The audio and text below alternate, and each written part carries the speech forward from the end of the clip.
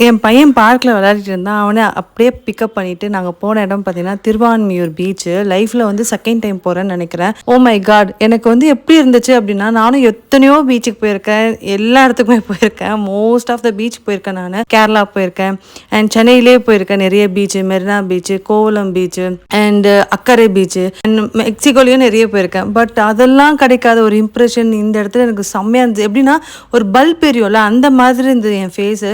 நான் வந்து ராமேஸ்வரம்க்கும் போயிருக்கேன். அங்கேயும் பார்த்துருக்கேன். அங்கெல்லாம் இல்லாத ஸ்பெஷாலிட்டி திருவான்மியூர் பீச்சில வந்து எனக்கு கிடைச்சது. எப்படின்னா, வீடு வந்து நம்ம தெருலாம் எண்ட் ஆச்சுன்னா எப்படி இருக்கும்? இன்னொரு தெரு ஸ்டார்ட் ஆகும். இல்ல வீடு இருக்கும். டெட் எண்டா இருக்கும். அந்த மாரி தான். பட் இங்க எல்லா ரோட்லயும் பார்த்தீங்கன்னா, பேரலல் ரோடா இருக்குது. எல்லா ரோடோட எண்டுலயுமே பார்த்தீங்கன்னா, பீச் தான் தெரியுது. Oh my God! செம்மையா இருக்கும். அவங்களுக்குலாம் வந்து எனக்கு தெரிஞ்சு திருவான்மியூர் பீச்ல இருக்கவங்களுக்குலாம் பார்த்தீங்கன்னா, ஸ்ட்ரெஸ்ன்றது கம்மியா தான் இருக்கும். உங்களுக்கு வந்து மன பிரச்சனை வந்து கம்மியா தான் இருக்கும் எனக்கு தெரிஞ்சு. திருவான்மியூர் கதவ திறந்தா அவ்ளோ ஒரு சூப்பரான ஒரு காட்சிங்க. அவ்ளோ அருமையா இருந்துச்சு. எனக்கு வந்து ரொம்ப புடிச்சிருந்தது திருவான்மியூர்.